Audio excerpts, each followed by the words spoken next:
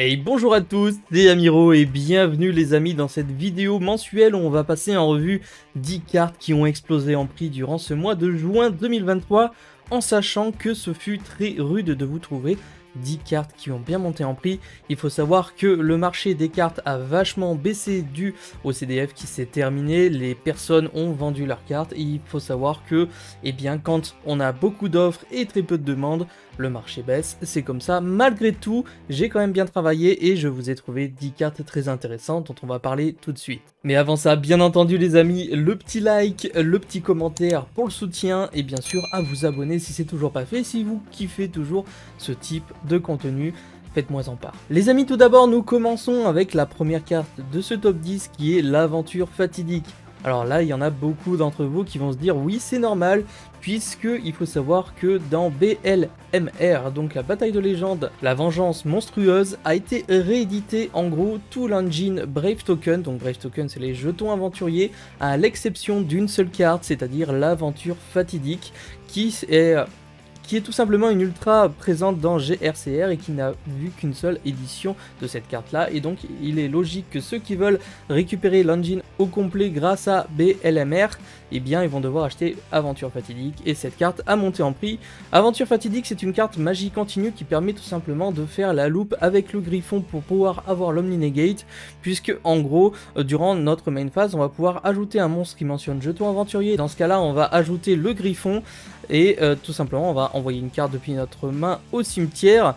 Si un ou plusieurs monstres sont invoqués normalement ou spécialement, vous pouvez prendre une magie d'équipement qui mentionne jeton aventurier depuis votre deck et soit ajouter là à votre main, soit équiper là un jeton aventurier qu'on aura au préalable sur le terrain.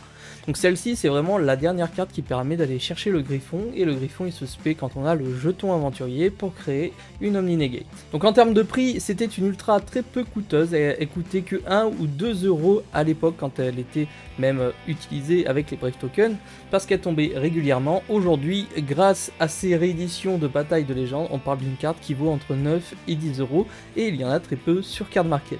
La deuxième carte du jour, c'est Assaut de l'air, mobilisation, connexion. Connexion qui est justement la nouvelle magie rapide qui est sortie dans Mama. C'est Mama qui commence un peu à dater, je crois que c'était octobre-novembre 2022.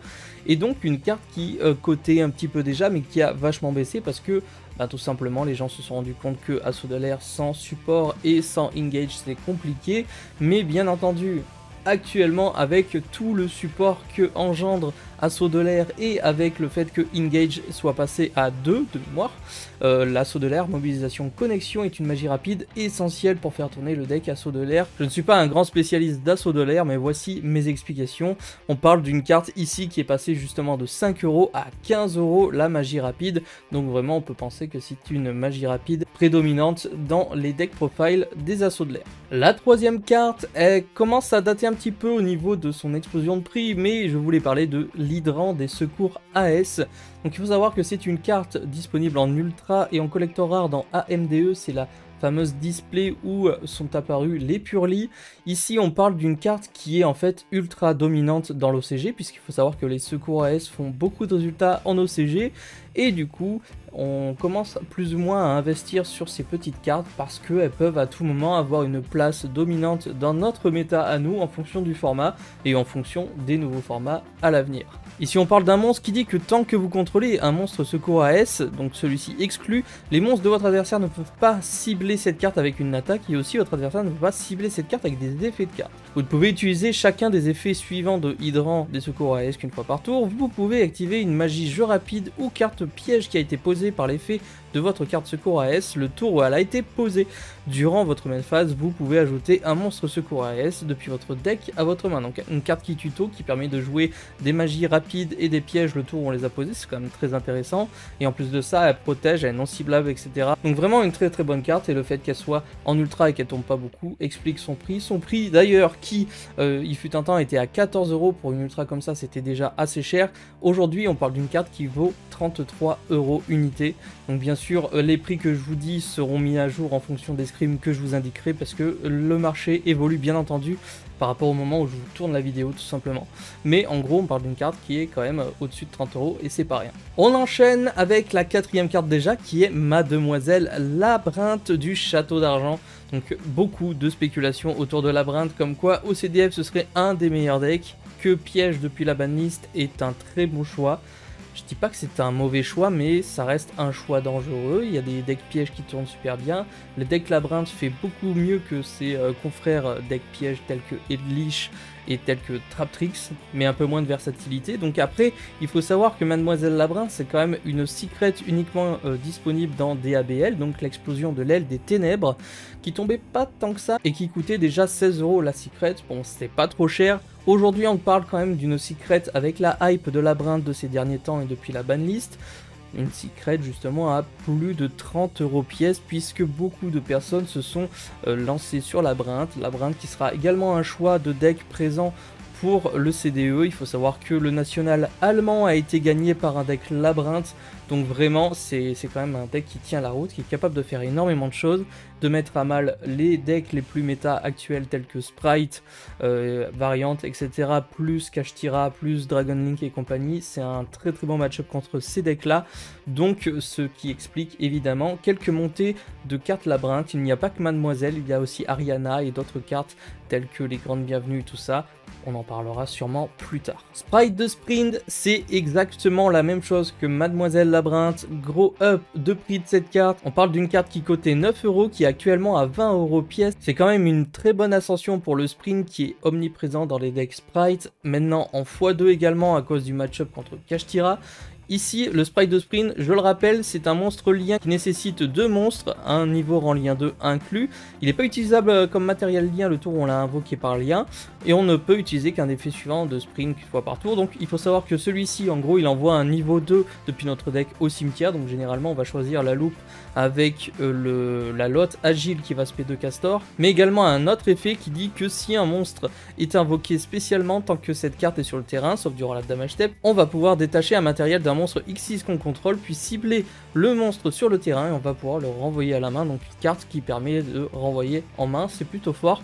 Et une carte générique qui permet de lancer énormément de combos, vous l'aurez compris, avec Sprite.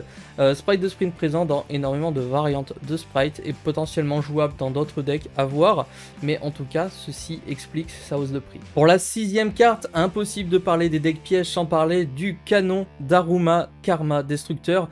Une carte qui commence à vraiment être présente en side, un petit peu à droite à gauche. Je pense qu'on a tous vu par exemple Mathieu Bricard qui a joué cette carte en side pour Dragon Link au CDF et qui a fait quelques dingueries avec, et c'est une carte qui combote vachement bien avec pas mal de decks, qui fait tout à elle toute seule. J'explique vite fait la carte, c'est une sorte de Book of Moon en plus puissante, puisque on va pouvoir changer autant de monstres sur le terrain que possible en position de défense face verso, puis si au moins l'un des joueurs contrôle un ou plusieurs monstres face recto, il doit envoyer tous les monstres face recto qu'il contrôle au cimetière.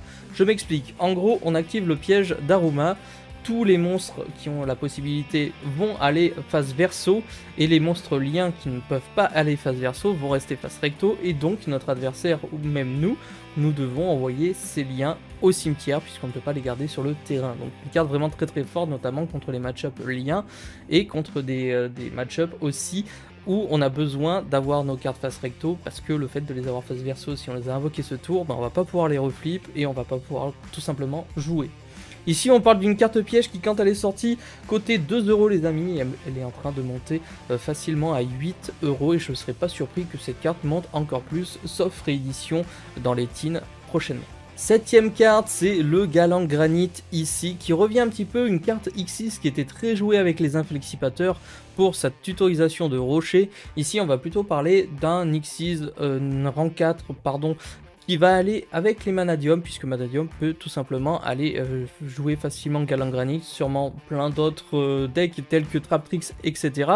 Ici en fait Galant Granit va tout simplement être utilisé pour ajouter un rocher depuis notre deck à notre main, donc c'est-à-dire on va très souvent aller chercher Nibiru, sauf si on joue des rochers bien entendu.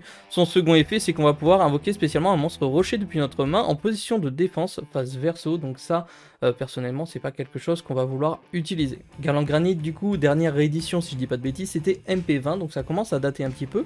Et donc on commence à voir la carte passer de 20 centimes, car elle était plus du tout utilisée, à actuellement 3 €, et elle est encore en train de monter. Donc vérifiez vos classeurs, parce que je suis sûr que vous avez ces petites dingueries. En parlant de dingueries, la 8ème carte, c'est le Dryas Solaire Avalon. Donc là, tous les joueurs Rika sont assez contents, je pense. Et même ceux qui ne jouent pas et qui ont cette petite lien dans vos classeurs, pour être contents. Donc attention. La lien 1, celle qui permet de lancer le fameux combo Rika, est en train de monter en prix. Il y en a quasiment plus sur Card Market. Une lien qui est passée de 4 € à 16 € dans les dernières heures. Pourquoi? Parce qu'il y a le championnat d'Europe également qui arrive et je ne serais pas surpris de voir énormément de Rika en jeu, etc.